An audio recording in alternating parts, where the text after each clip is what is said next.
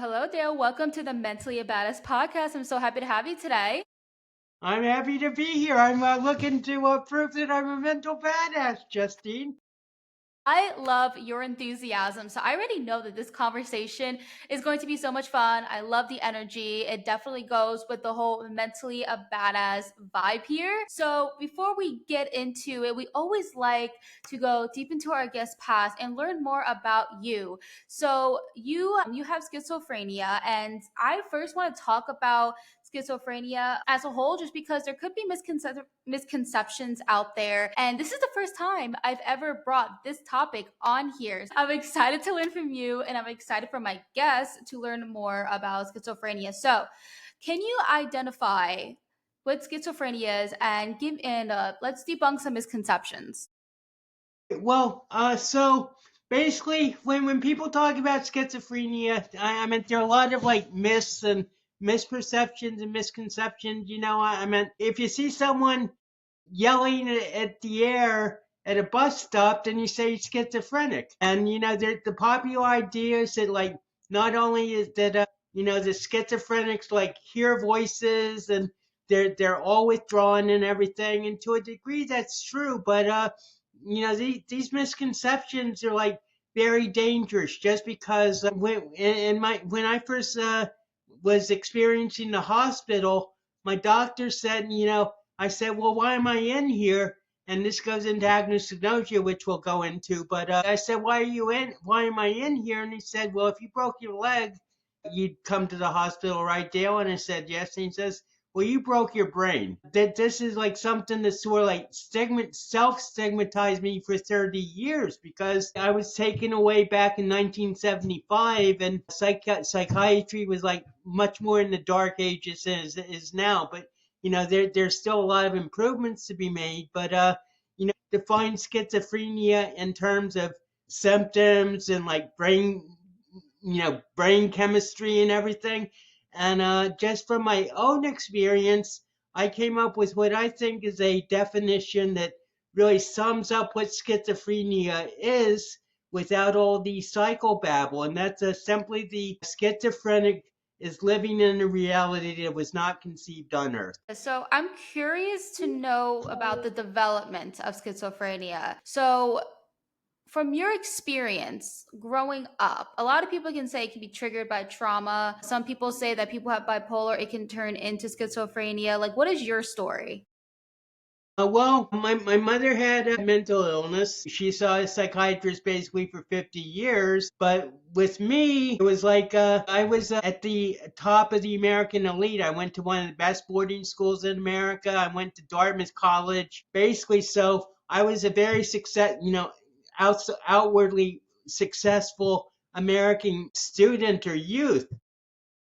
So what happened was I went to Dartmouth for my freshman year, and I always loved drugs. People say, "Well, why do you love drugs?" I just love drugs. So maybe that's part of my illness, but it's also so every day I was smoking high-powered Ivy League marijuana. I was doing LSD and mescaline and a lot of hallucinogenics, and so basically you know, I went the summer after my freshman year. I had a very academically successful freshman year. I had like a B plus, A minus average and like upper level courses. In the summer after my freshman year, I think it's really the drugs that tipped me over into psychosis, and I fell into what was said to be a psychotic delusion. When I came up with what I thought was the greatest joke I'd ever come up with, which was, "Hi, I'm God." And I was like walking around campus telling everybody my joke, So because the punchline being, "How can God be 5'8"? So I would like say, "Hi, I'm God," and then like see how long it was before I burst into hysterical laughter. So after about 2 days of this, I was feeling the heat and I wanted to get off campus just to like chill out. And so I went to my friend's room to try to get his car to drive to another college where my friend was. And the campus cops came in and said, "Are you Dale?" And I said, "Yes." And they said, "Would you come with us, please?" And I figured, okay, they're taking me to meet the president of the university. But instead, they took me to the infirmary where I was interrogated for the next 4 hours by 3 sets of Ivy League psychiatrists. They put me in a room, shot me full of drugs, and 3 days later, I was in a mental hospital in New York City with a roommate named Gabriel, who was very deferential towards my mother, Mary Alma, whose second husband's name was Joseph, and who ultimately married the judge. Wow, that sounds very interesting. I want to go more though into your psychosis because especially like in movies and television, they always try to show like a character that's experiencing psychosis and it could look very horrifying to the audience.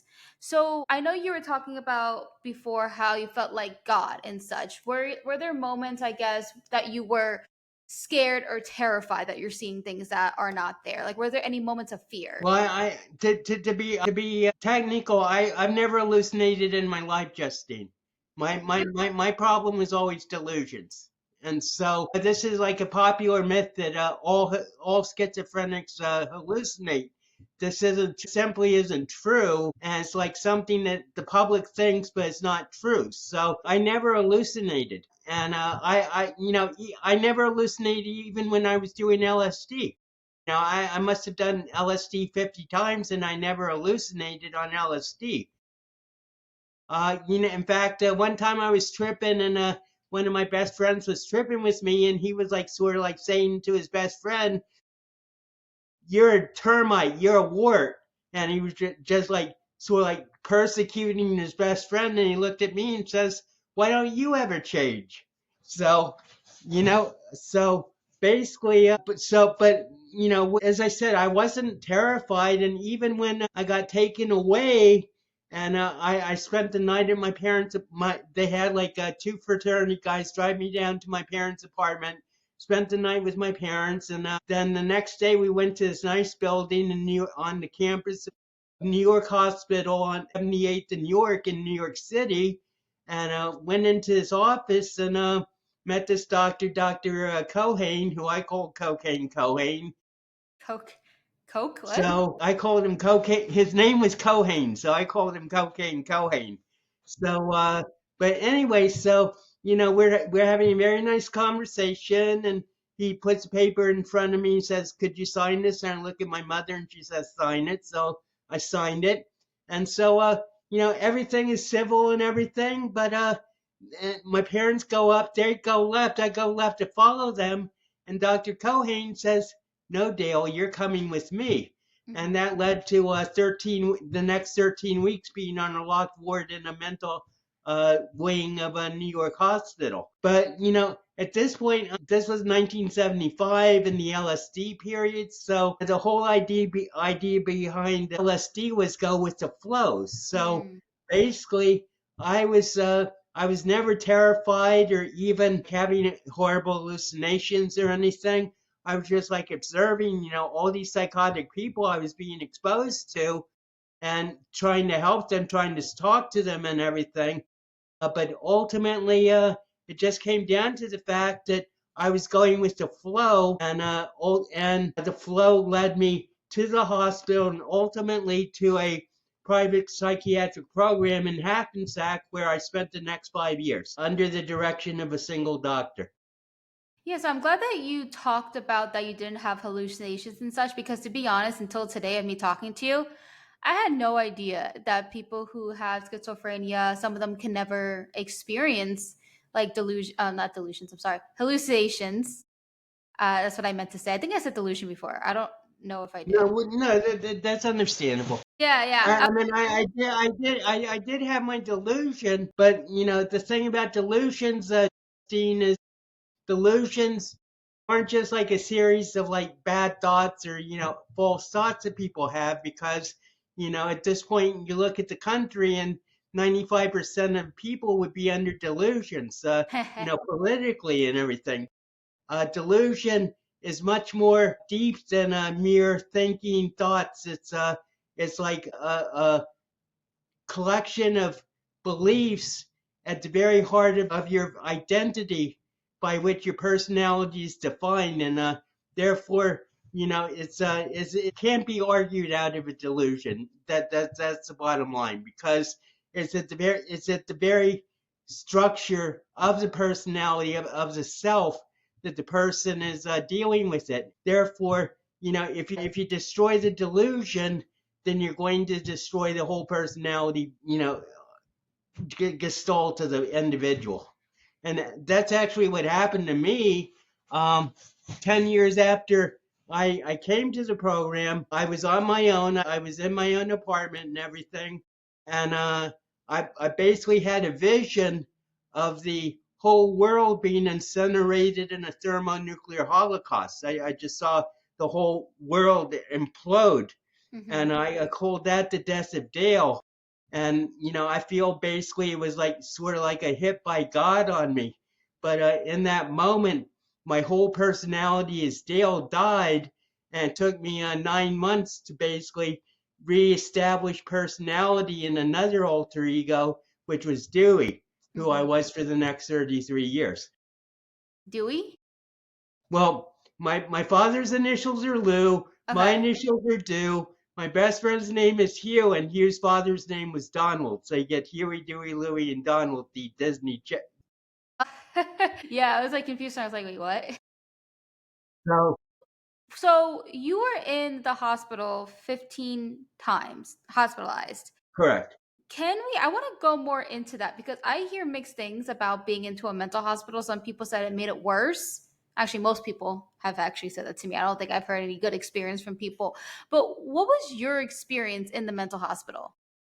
Well, it is in a lot of things with my history. I had like very unique experiences in mental hospital because I came to the program in Hackensack, and basically I would go to the same mental hospital every time. I mean, I went to the same mental hospital 14 out of my 15 times, and in fact the last 6 times I went to the hospital, I admitted myself because I knew I was psychotic.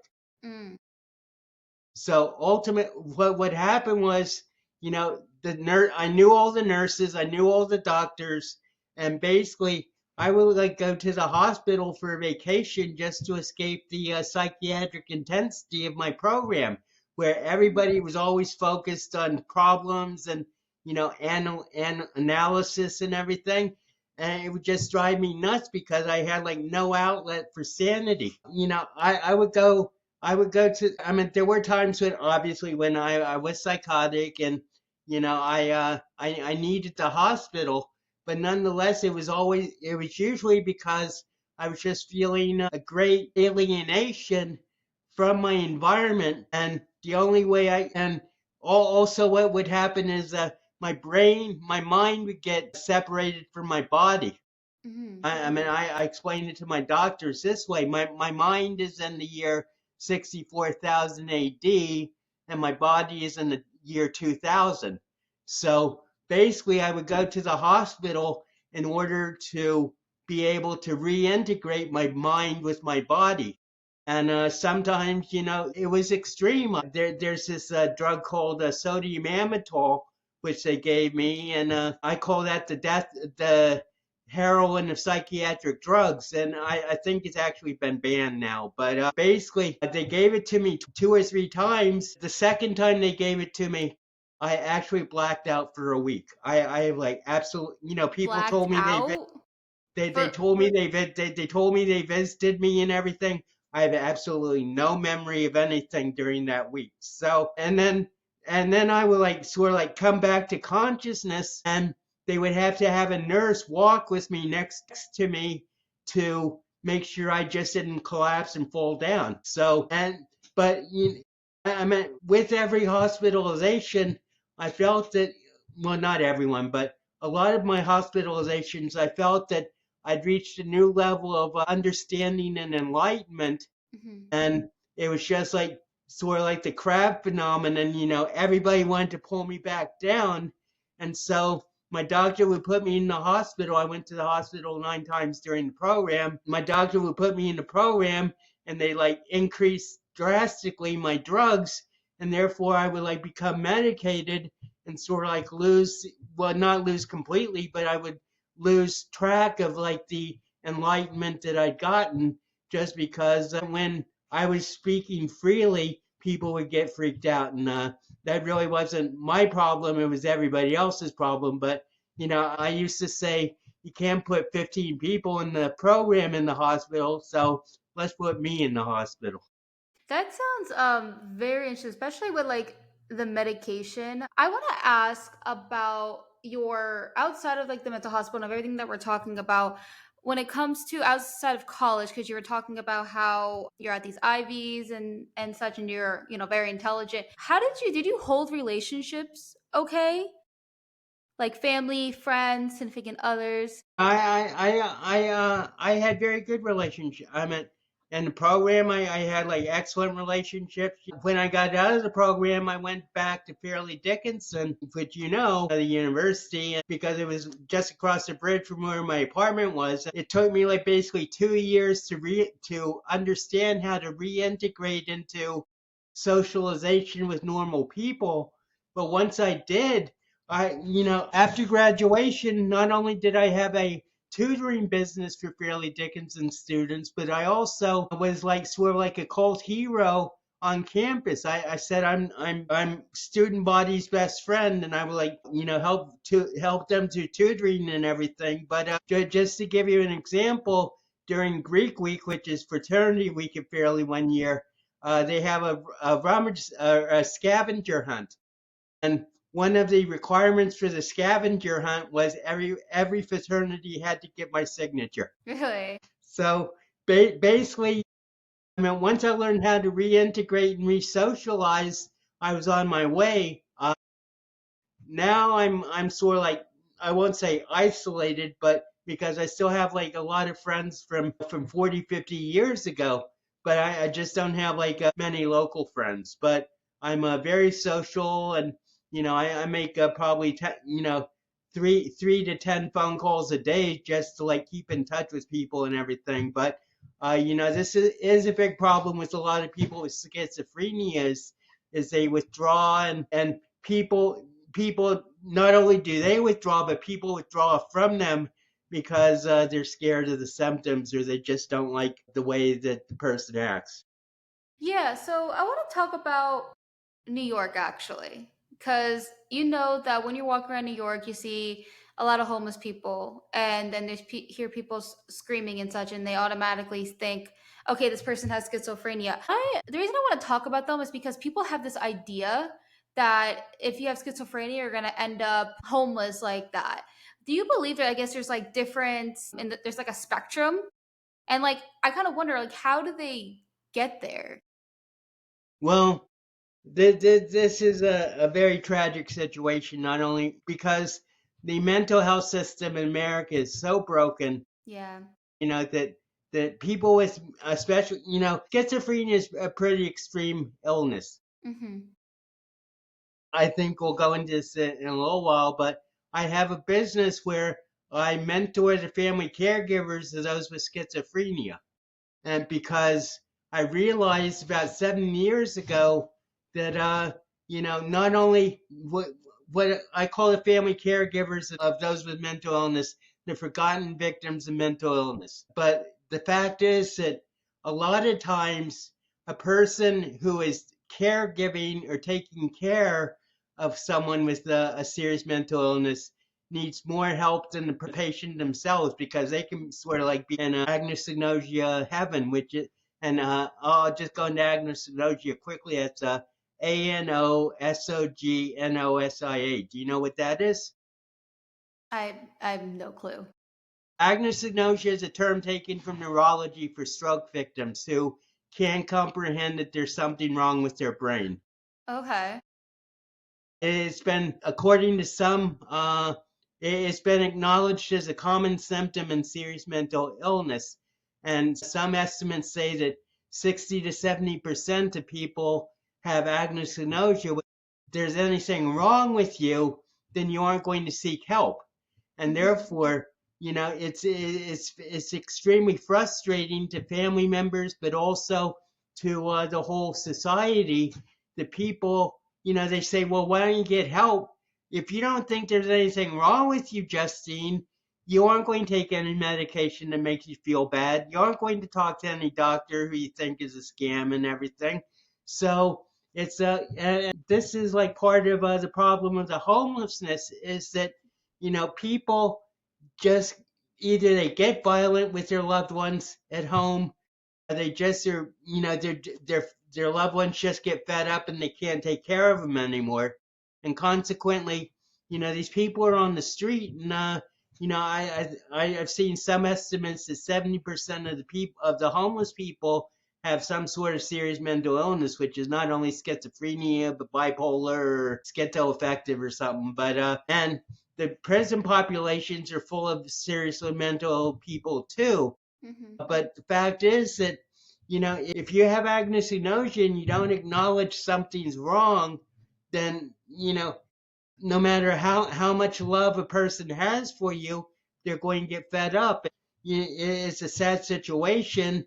And there's a book called "I'm Not Sick and I Don't Need Help" by this Dr. Javier Amador, and talks about agnosia. You can see him on a YouTube. It's Amador. But he talks about agnosia because his brother had it. His brother was a schizophrenic, and it took him 17 years before he could finally talk to his brother about his illness. So the fact is that this agnosia and the inability to understand that there's anything wrong can obviously have like a greatly alienating effect.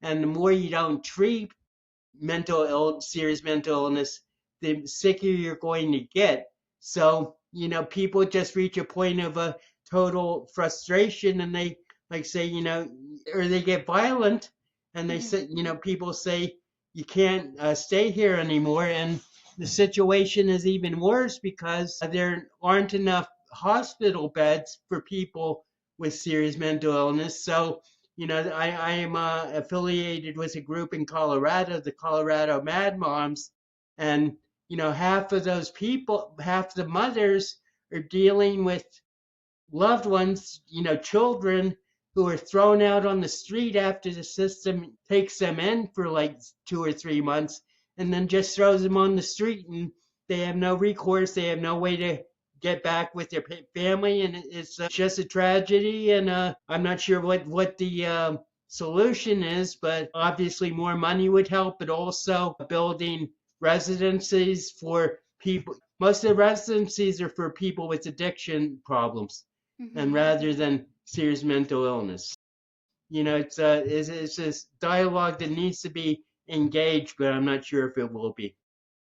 Yeah, everything that you're saying, I've honestly like there's people that I know that are like stubborn about their mental health, which I feel like obviously from what I am learning from you today, obviously this complete difference of what you're explaining mental illness why versus what I'm saying about just being stubborn because a lot of people wait, it's not that they I feel like maybe subconsciously they may know that, they're struggling with let's say depression or mood disorder or personality disorder, but they're completely like trying to use the right word for it. Like for me personally, I know I have a problem. I have a mental health podcast. So if I was stubborn about getting help or anything like that, that would just be completely not make any sense with this podcast. But there's people that I know that can benefit from, I don't know, therapy or working on themselves, but they're just, I guess, stubborn with it. So I guess from what I'm saying, it's completely different from like what you're saying. The person sitting in that body with that brain, they're getting frustrated with their loved ones because they don't see, I guess, their behavior or they feel that their behavior is normal. Is that does that seem about right?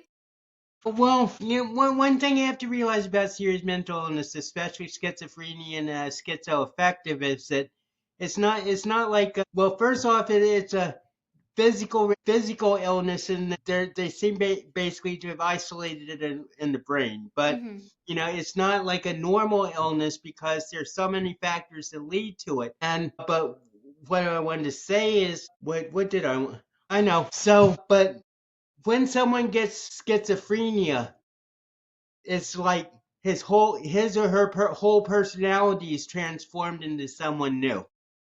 Mm. So what I deal with in my mentoring is like not only the disconnection and the alienation that loved ones can feel for their loved ones, but also just the fact that they start to mourn the person that they loved and they feel that person has died and they're Yeah. never going to get him back. So therefore, they say, well, it's a matter of like, well, can you get to know this new person? But if the person is like symptomatic and psychotic, then it's very hard to actually know who that new person is. So consequently, it's what I call a catch 88, because it's not just a catch 22. It's like worse because, how can, if you can't get to know the new person that you're dealing with and you're mourning and you're trying to get back the old one who has died, and ultimately, you just like arrive at the ocean with no boat to cross. Um, that's a new analogy I just came up with. And that's why I say, that there are a couple of things that people have to realize about mental illness. First off, it's not a 2-week cold. It's going to be a lifelong journey Mm-hmm. of recovery, not only for the person with the illness, but also with their loved ones and everything. And I've been very fortunate that my family always stuck by me, both financially, emotionally, in every way. I just thank God for that. And I think that's one of the reasons why I came out so successfully. Another thing with my own case, I was basically forced into therapy. I was put in the hospital and then I was put in the program. And in the program, I had to see the doctor for individual therapy 3 times a week and group therapy twice a week. Basically, even though I was in agnosia, which I feel was like sort of like knocked out of me when I had that vision as the death of Dale, but I was still forced to like deal with myself. And a lot of people aren't in that situation. So the fact is that I say to people, it's not a 2-week illness. There are 4 things that you have to uh, basically develop if you're going to be a successful caregiver, and that's love, hope, faith, and patience. And another thing that I focus on in my mentoring is to be able to give the people who I'm dealing with, my clients, give them back their integrity of self, because so many times, with schizophrenia is so all consuming, and taking care becomes like the main focus of your whole life. Then not only can you lose touch with your fellow family members, but also you can lose yourself. And therefore the need to be able to reintegrate yourself into your own experience is crucial if you're going to be able to like really become an effective caregiver.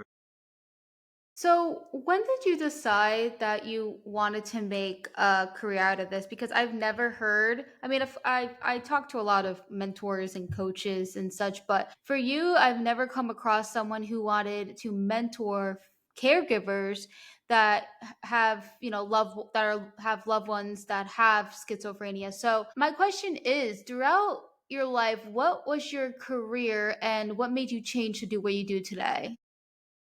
Well, as I said, I went to college and I became a independent tutor for Fairleigh Dickinson students. I helped them basically for 5 years, write papers and help them with that. And for a long time, I was just like I was on disability. My family was supporting me. Hmm. So to be honest, I was just smoking pot and drinking beer for every day for a long time. And then I gave up everything in October of 2007. So I've been straight sane and sober since October 17th, 2007, which is 17 years. Hmm.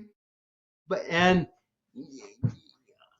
what happened? Well, I first had my revelation about mentoring family caregivers about 7 years ago, Justine, just when I realized how much hell I put my own family through, and Okay. how I could reach out and help people.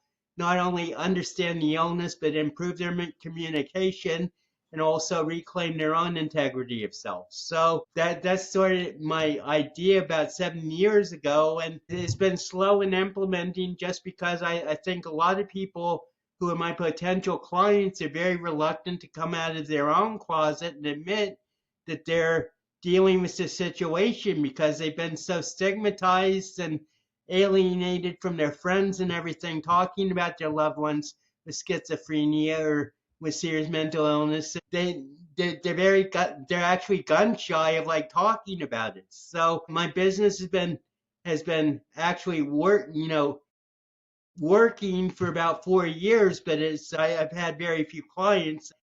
But I also know that I have a unique perspective on the illness. And I Hmm. also know I have a unique perspective on family caregivers, and so I'm just like determined to keep going and see what God brings me. But I'm not going to give up, or because there are 2.5 million schizophrenics at least in the United States alone, and Hmm. that means my basic avatar and niche is 10 million people. So there are a lot of people who need my help out there. It's just like a matter of getting on podcasts like this and just getting the message out and seeing who wants to get in contact.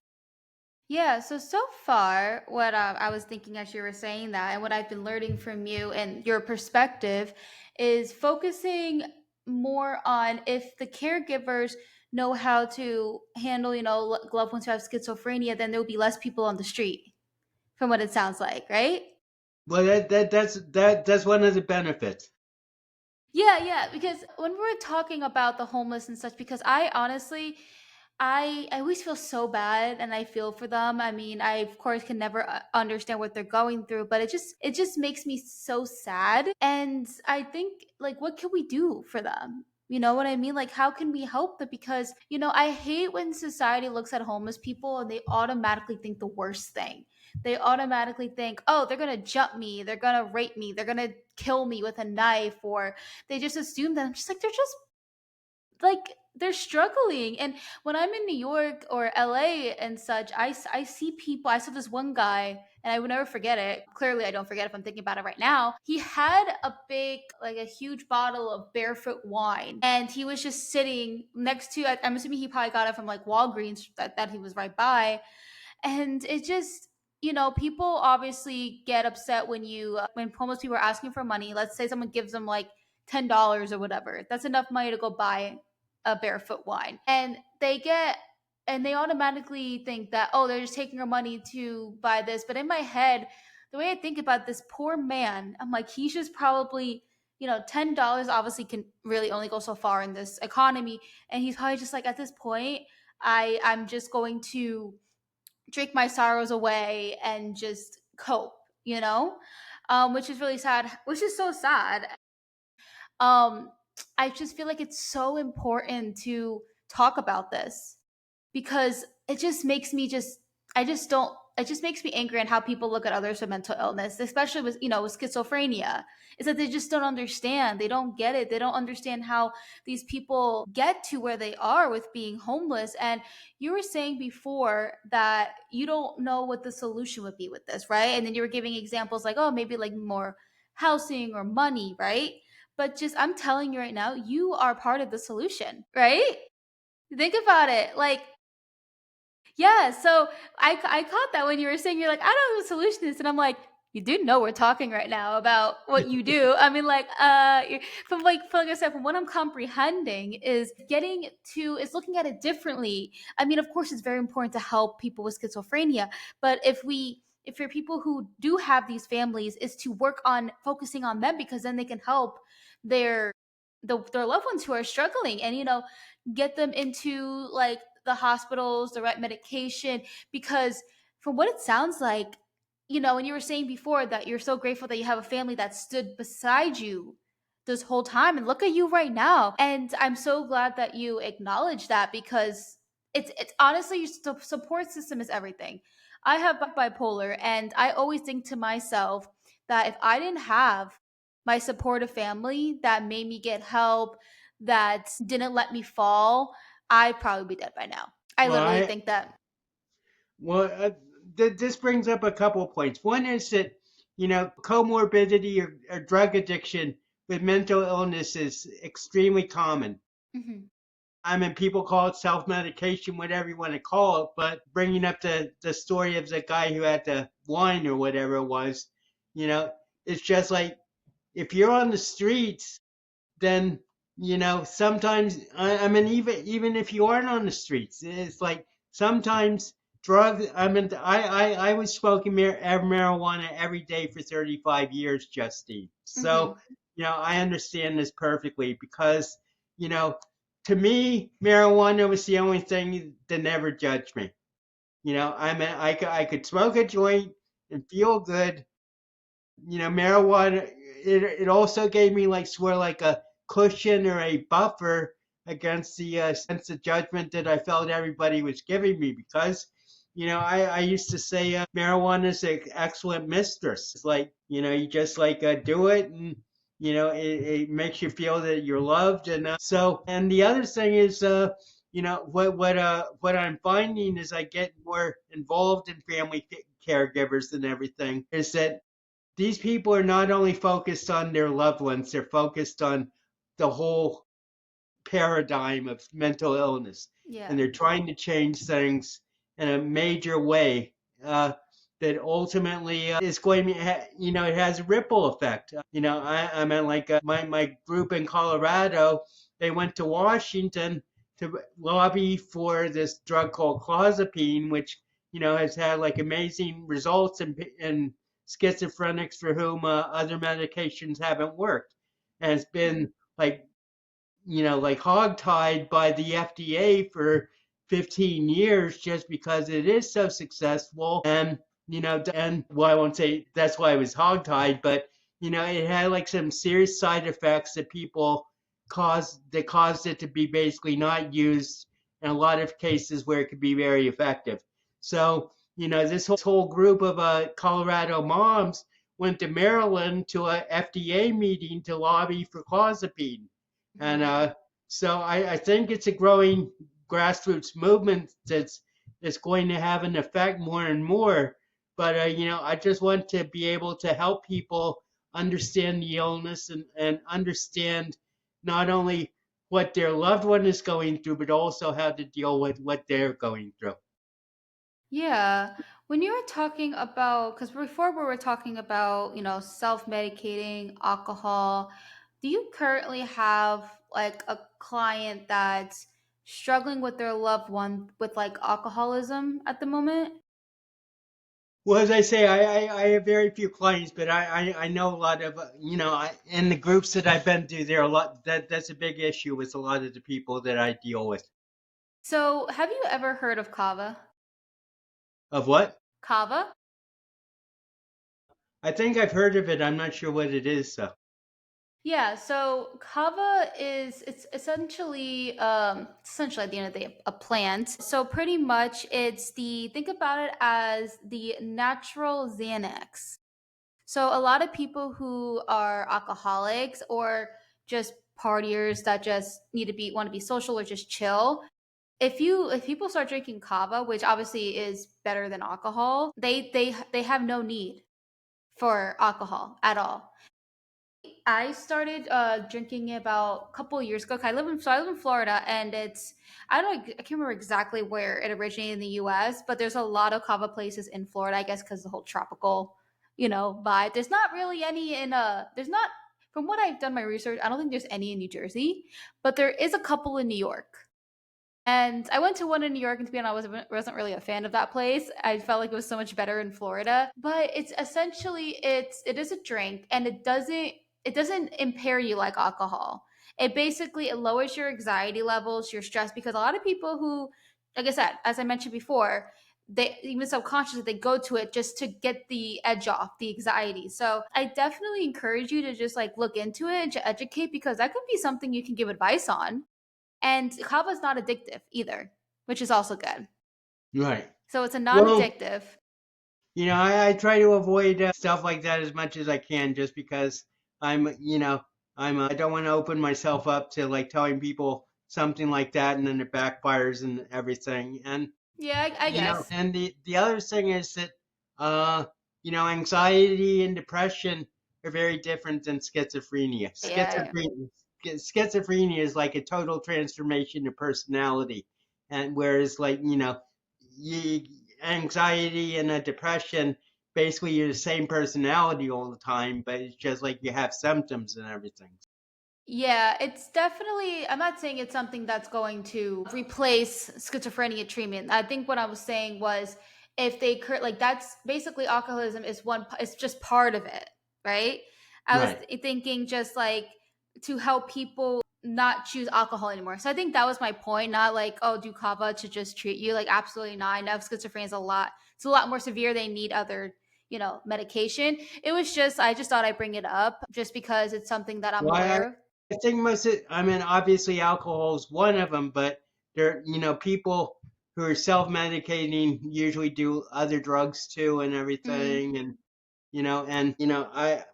as I said, I did marijuana for 35 years. I was also drinking beer every day for 35 years. And, I just gave it up one day. I went to the bar after visiting my parents and said, you know what, my mother hates my partying so much, I'm going to give it up.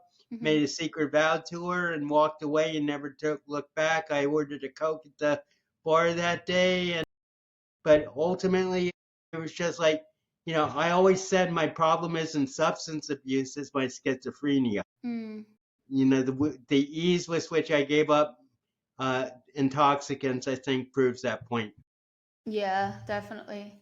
So before we got on here, you were talking about a poem that you had. And this whole time I've been sitting here, I was thinking like I do want to bring it on here because I'm very, very curious and I don't want to leave this conversation without hearing it. Can you share with us? Hi, I'm God was a joke I made after Killer Dartmouth toke of some primo Ivy League smoke, which apparently caused me to choke because in mental hospital I woke with Rumi Gabriel, the main bloke who did my delusions angelically stroke. Even while doctor claimed my brain broke the moment divine gag I spoke, testifying I was only bit quack which clinicians diagnosed as psychotic attack, preventing me from getting sanity back until I came to Teaneck Hackensack to pursue resident therapy program track and deal with my evident lack of reason among psychiatric patient back who never gave me any slack. Under interrogation, the story can crack. Did you memorize that? Yeah. Yeah, okay. I was expecting you to like read it on the piece of paper. Well, And you were just straight looking at me saying that. I was like, that's impressive. and this is actually my new one. It goes, my revised poem of introduction. I am not God, it's true, because I am the do, which is but DW are my initials. I am not God, it's true, because I am the do, who inherited the body of Dale, one who is the ultimate male, dedicated to finding his perfect female, who actually died in 86, trying for a decade to fix forever saga of duck versus muck.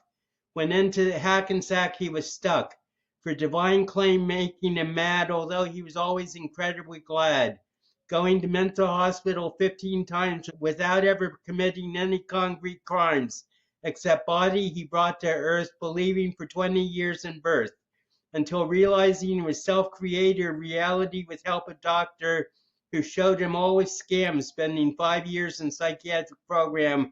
So after a half century, I'm ready to shatter matrix delusion of Freddy. And That Freddie is my Vietnam veteran friend who I say is the god of muck. nice. Well, thank you for sharing. I really do appreciate that. I want to dive in next to your live love method. So first, how did you get that name? It was basically downloaded to me from God, to tell you the truth. But it's an anagram and stands for learn, integrate, validate, explore, and then listen, observe, value, and express. And it's the 8-step program I take my clients through to get them to like a new level of understanding. Nice. Do you have any? I did look at your website briefly. Besides that method, what other things that people can expect during the mentorship? Well, we as I said, we have the first step is learn. And that's Mhm. basically just where we have a dialogue between me and my client where not only do I like tell them about myself, but also we explore what their caregiving beliefs are, what their caregiving experiences have been, and what are the challenges they're facing, stuff like that. So, and then I also like help enlighten them about what the illness actually involves, and we just take it from there. From integrate is sort of like talking about how their caregiving methods and ideas integrate into, and how to best integrate them into most being able to help their loved one. Then validate is just like sort of like, is it working, how are we doing. Explore is sort of like, well, where do we go from here, we've now evaluated how you're doing, but how can we improve and everything. And then listen, observe, value are like three steps to like really just understand new communication methods. And then the final is express, which is where we close up, and the family caregivers can really like sort of like express what they feel and if they made progress and stuff. That's awesome. I think it's fantastic, and definitely, like I mentioned probably a million times on this podcast episode, is your new is a different perspective and outlook on for people who struggle with schizophrenia. It's definitely giving that help to the caregivers, and no one really even thinks about that. So I really appreciate you, making me aware of that. And I'm excited for my audience to hear about that new perspective and breaking down all of the misconceptions, because honestly, I came into this episode thinking of that every person with schizophrenia has hallucinations. Because to be honest, I really truly thought that. So I thought in my head, if I start seeing things, I'm like, no, I'm like, I don't want this into, because I get, for someone who has bipolar, I get scared sometimes. And Right, right, my mother told me that my grandmother would sometimes be up at like 3 in the morning screaming or something like that, or like banging things, or yeah. So she would tell me these stories, and it gets me a little nervous because like but yeah. So I'm so grateful to be able to talk to somebody that's been through it, that can actually tell me how it really is versus like how Hollywood showcases it, because there's a lot of, I feel like they don't do us justice. Like I'll see some movies of people who have bipolar, and it's like the person who's murdering people, oh, we see she has bipolar disorder. Like that literally, like I don't know if you know the show Pretty Little Liars. The first season, it was A who was pretty much messing with the girls and doing all these. I think she basically what she was doing was, I don't think she murdered anybody in that season, but pretty much injured people and ran people over and all this creepy stuff. And then right, the last episode, they diagnosed her with bipolar and put her in a mental hospital. And I'm out here watching this like, right. wow, that's messed up. But anyway, we need more people like you. I think what you're doing Well, is could I say something about that? absolutely yes. People think that people with schizophrenia can be violent, especially if they, Hmm. off medication. One thing I haven't gone into is what I feel is the importance of medication. I feel that I wouldn't have had anywhere near the recovery I've had without my medication. And I was very lucky because I found the right medication very quickly. I've been on the same medication 45 years, and in the last basically 5 years, I've gone from 30 milligrams to 10 milligrams a day, and I'm stable. But the importance of medication, I feel, can't be underestimated. And apropos of what you said about the show and bipolar and everything, is that is it I saw some objections to this in my family group in Colorado, but it is true that it's 50% more likely that people with serious mental illness are going to have violence perpetrated against them than Hmm. actually do the violence themselves. Sure. Yeah. Yeah, and I'm glad you brought up the medication thing too. I just realized, I was like, wait, you're right. I didn't even talk about the details of that. Yeah, so that totally makes sense. So I want to ask you, so you're able to actually go from like pretty much, I guess I don't know if the word downgrade is really the proper. Why? So I was at the highest level maintenance dosage for about 30 years. Okay. And then I was very reluctant to take it down at first just because I'm actually 30 years out of a psychotic episode. So I haven't been, I went to the hospital in 2005, but that was because one of my medications stopped working. And so I put myself in to change medication and I was fine within 5 days. But basically, I haven't had a psychotic episode for 30 years after 15 hospitalizations from 1975 to 1993. Hmm. Uh, I where was where was I going with this? We were talking about, I was asking you that you went to the maximum and About then you went lower. the Yeah. titration. So basically, for a long time, I didn't screw with my medication. I could take it. It's interesting. People talk about medication and everything, and so I just did an experiment. I had a Fairleigh Dickinson student who was like really bugging me to try my medication, and I said, "You don't want to try my medication." Really?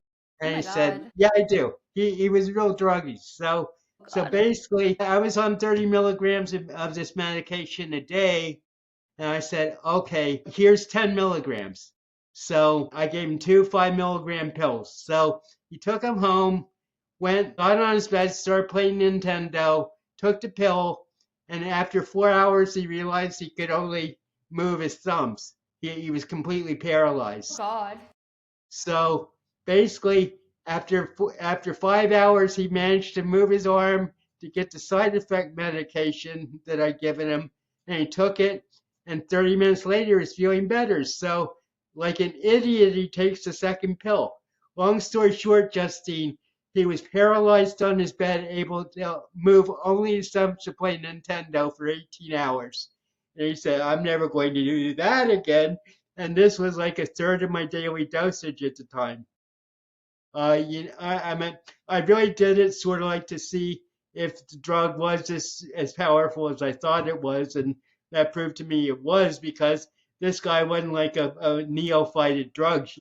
He tried a lot of drugs and everything. So in answer to your question, in the last basically 5 years, I've titrated down from 30 milligrams, which I was happy with the dosage for a long time, but now I'm on 10 milligrams a day, and everything is great, and I have a lot more energy. I'm a lot more focused and motivated, and it's really helped my attitude and my mindset, but I also felt it was necessary for such a long time to keep it at such a high dose. It's interesting. And the biggest reason why us, of course, too, learn about it, but I sometimes think in my, because right now for my medication, I'm on like 300 milligrams of Wellbutrin, which is the maximum. And lately, these past couple of weeks, I've just been extra anxious. And I think it's coming from that. Because when I first went on the medication, I was extremely anxious because my body was adjusting to it. Now it's like I feel like I'm experiencing it all over again. And I don't like it because it obviously makes me talk faster and I'm more anxious for these interviews. I had to have like tea before this, otherwise I'd be talking like 10 times Well, you should faster. definitely talk to your doctor about But it. yeah, I plan on it. I definitely plan. This is all And recent, by the way. right. Well, so as you get better, and as your mind like sort of like comes to more peace, then you need less medication. I Interesting. mean, that's why I feel I've been successful in my titration is because I'm just like much more at peace, and I also have like a much better handle on the symptomology of my illness. So I mean I haven't done this for a while. I had like a extraordinary situation about a year ago where I basically upped my dosage to 15 milligrams because I was under a lot of stress because someone was staying with me that was causing me a lot of anxiety. I just like I took it upon myself to increase my medication, and everything was fine. Uh, I think I say the most important thing when it comes to recovery is self-awareness. And if Mhm. you don't have agnosia, you aren't going to be self-aware. I think that the reason I've been able to be as successful as I have is because of my ability to know myself and to be self-aware. Yeah, definitely. I totally agree with you on that. Self awareness is truly everything. So, Dale, I'm going to put all of your information in the podcast description so people can visit your website and get to know you even more outside of this conversation. But I do want to say I appreciate you taking the time. Want to say something? I'm not sure if you have this. Maybe you want to write this down, but in Okay. case people want to get in touch with me, they can make an appointment for a 45-minute talk at www.calendly.com/Dale Coach. Well, I just want, because if people want to get in touch with me, that's probably the easiest way. And I also have an Instagram account. Yeah, put your Instagram as well. Appreciate you so much for taking the time to come on here. Well, if you ever want to have me back, I'd love to come back and talk further.